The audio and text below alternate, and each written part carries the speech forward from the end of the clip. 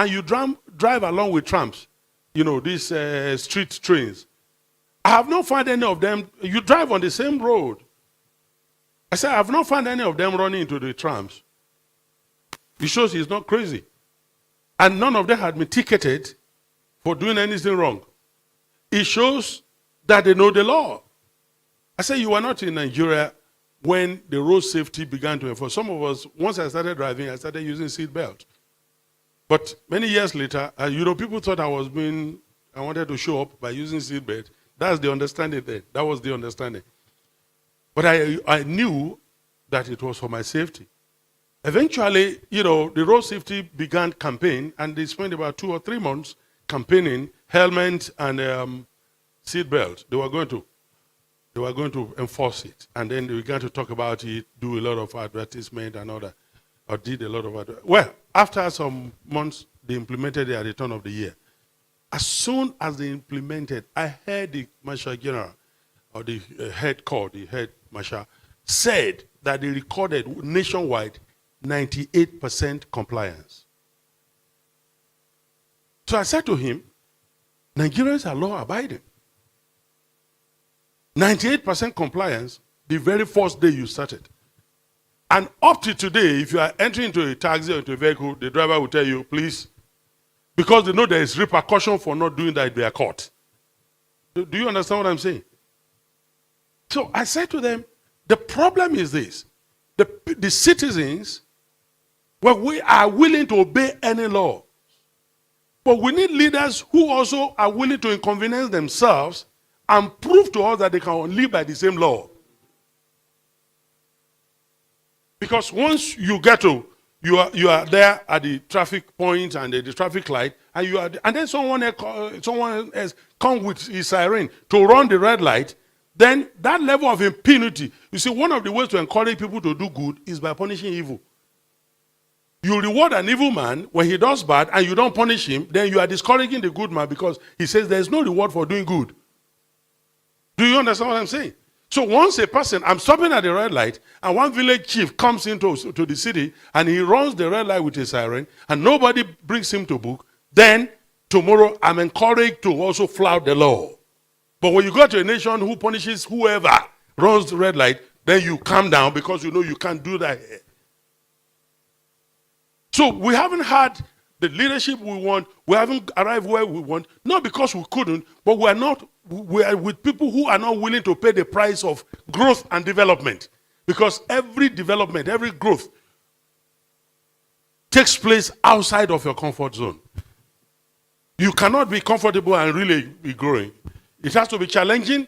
It will be tasking. It will keep you awake. You might need to pray more. You may need to study hard. You may need to build new relationships. You may need to endure some rejection from people. And don't wake up one morning and assume that you will ever grow without enduring some contradictions, without going through some adversity, something adverse to your comfort zone.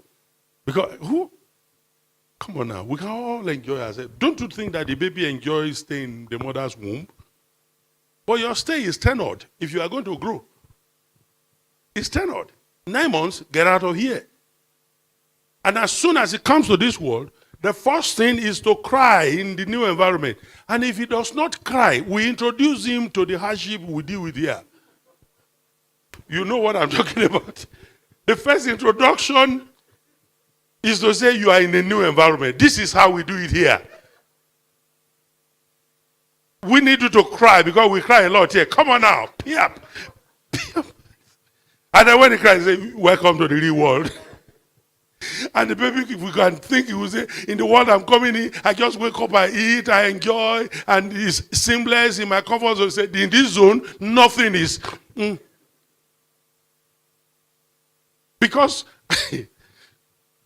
every growth, at a time you find the baby turning in the mother's womb, will turn this way, will turn that way, will turn this way, and all that. And the mother is inconvenienced. The woman that used to eat chicken and turkey, she's throwing up just at the smell of it, and all that. And she's asking for lizard, he's asking for cockroaches. And you say, what is going on? What is going on here? Why are you? And the baby is growing. The baby is growing, things are happening and all that. And then the baby comes to this world and is taking breast milk, and then later introduced to water, then introduced to this, and then the mother is saying, "You're not going to kill me. Here is Akamu. Here is this one. Here is milk for you, and I'm not going to this." And then at the time the baby is crying, he said, "Look, if I don't leave you here now and wash your napkins, then you're going to be dirty. Sorry, you continue to cry." And then he said, "There's no way your voice will be really, open and developed.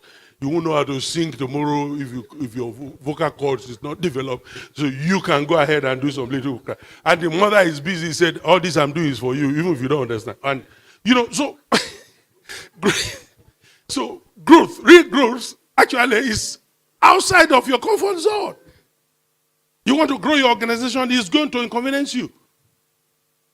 Oh, you want to go to take some loan, you have to work your fingers to the bone to make sure you return the loans.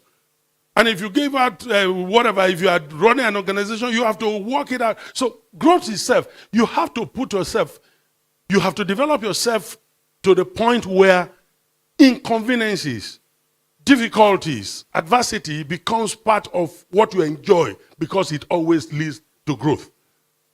Do you understand what I'm saying?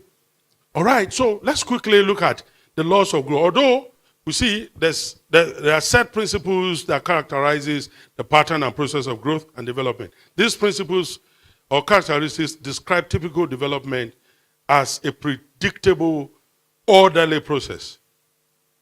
In other words, every growth can be predicted and measured, and we can predict growth based on measurable activities and planning.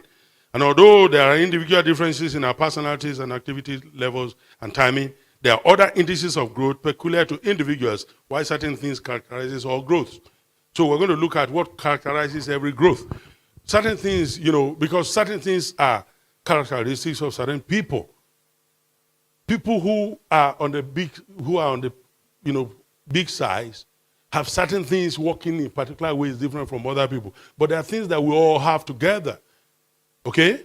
So let's quickly look at that. Number one, growth and development is continuous. It's continuous. Growth is continuous, or development is continuous. The process of growth and development continues from conception to maturity. Development of both physical and mental traits continues gradually until these traits reach their maximum growth. And it grows continuously through life.